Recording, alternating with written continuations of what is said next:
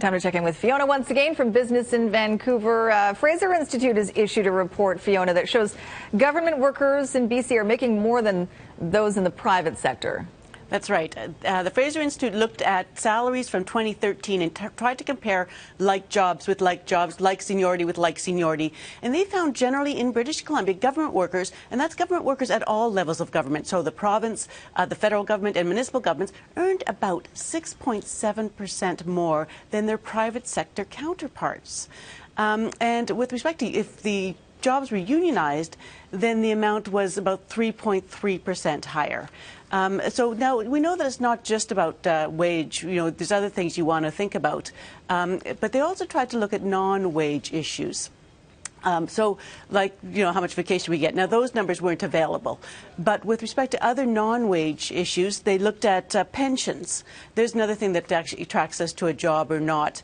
And with respect to pensions, they found that 86.9% of government workers in BC had a company pension plan, whereas only 19.2% in the private sector had that.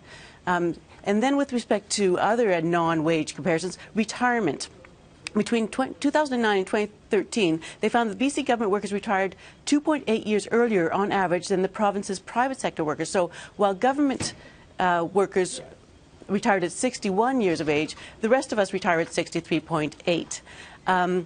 With respect to two other issues they looked at, job security, which they measured by job losses.